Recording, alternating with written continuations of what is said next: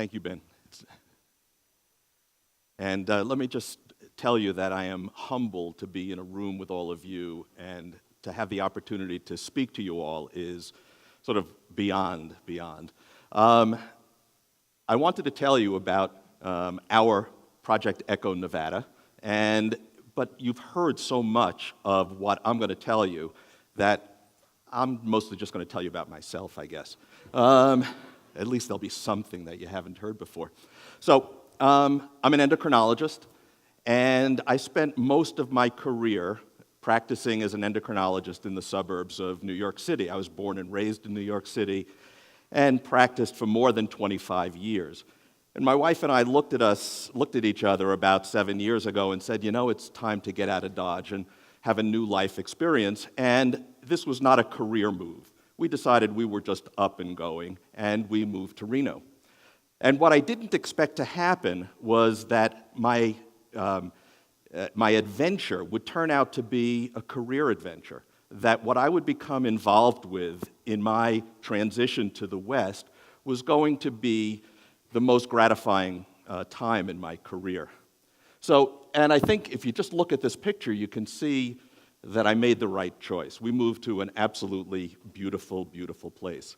But what was new to me was that I was used to a community where, as was mentioned before, if you spit, you hit another doctor. And certainly where I practiced, if you spit, you hit another endocrinologist. There was always somebody else for a patient to see.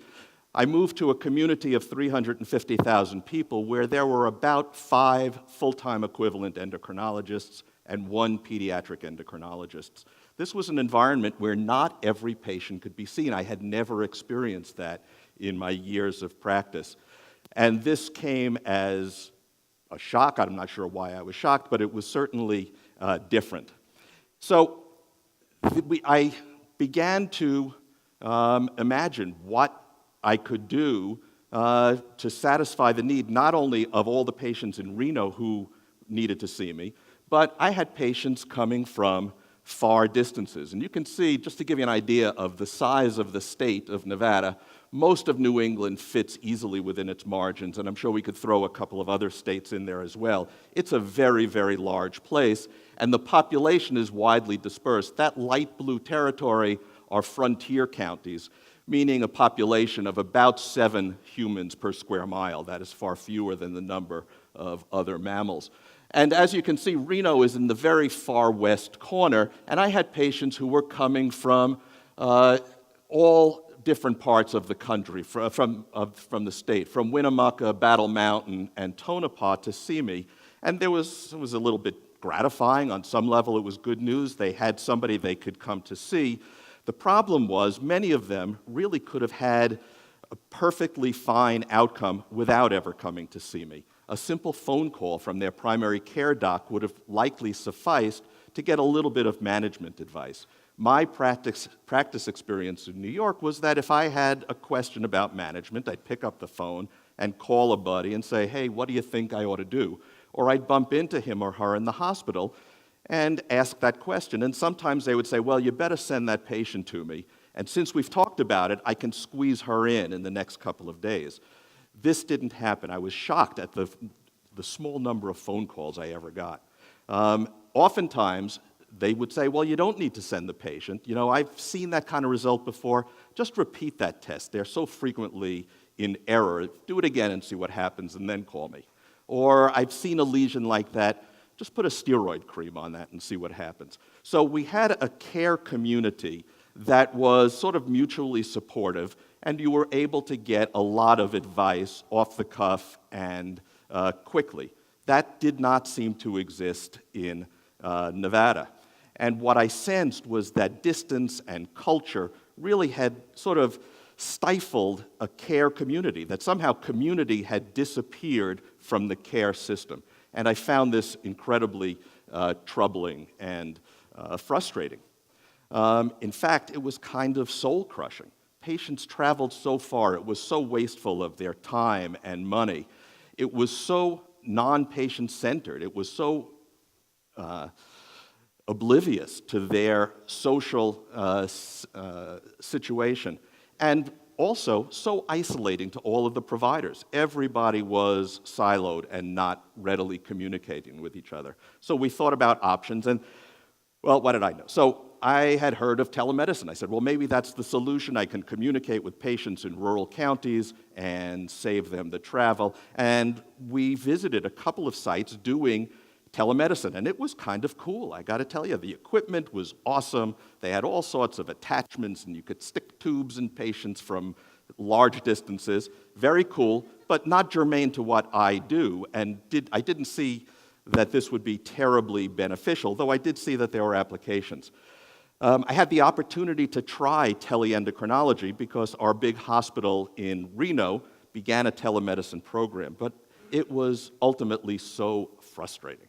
The reality is that seeing a patient on a video screen is not the same as seeing them in the office. It's just a different experience. And ultimately, I realized I was just trading one patient for another. I would see a patient on video. It meant a patient in Reno wasn't getting seen. It was a zero-sum game, ultimately not denting the demand for services. Well, then we caught wind of Project ECHO, and some of our team from Reno came down and met Sanjeev and the rest of the ECHO team and spent a couple of days here and saw ECHO in action. And came back to Reno.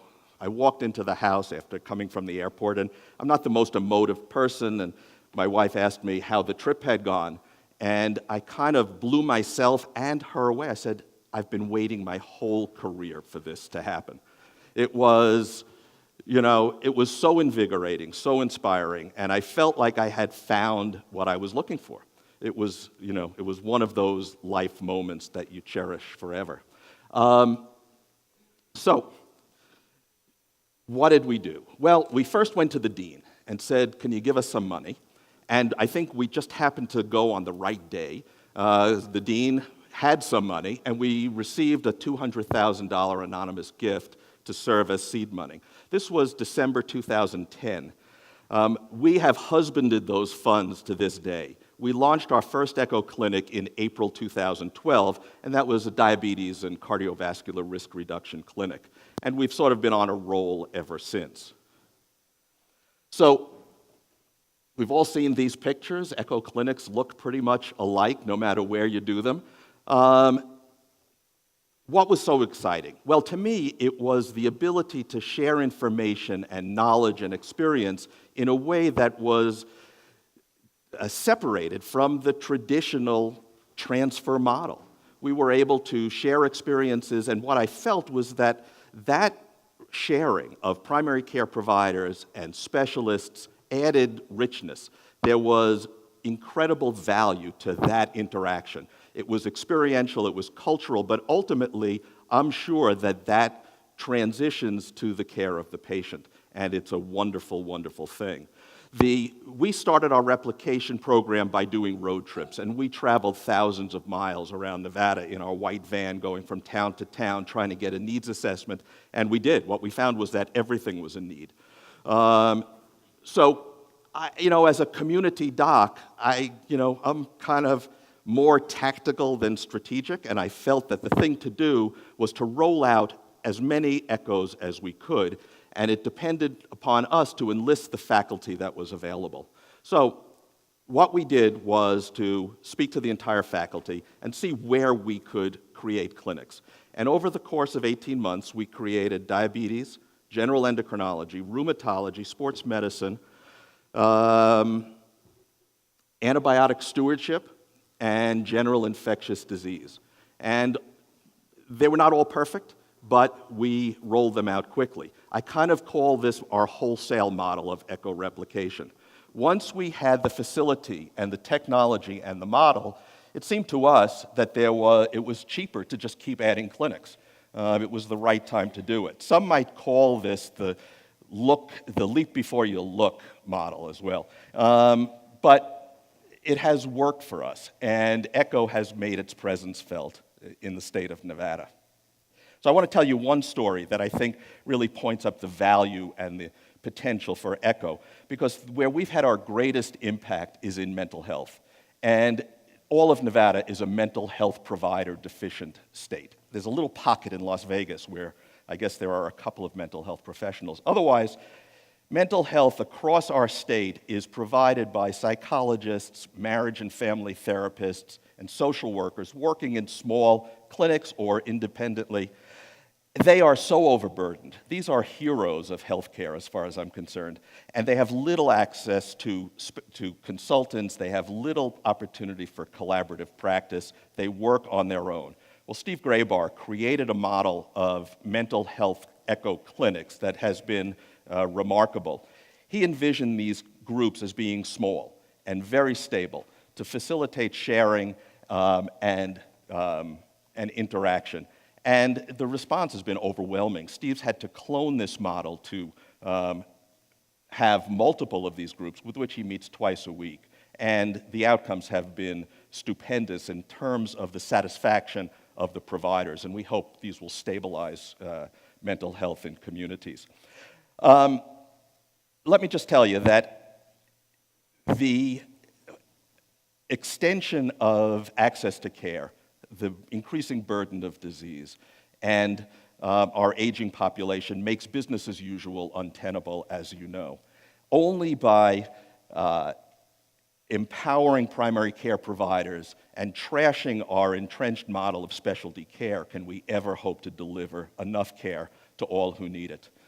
So I think that ECHO, for me, allows me to conceive what the care model is going to look like in the future. And the more and more widely we disperse this model, access becomes a potentially realizable endgame. So thank you very much.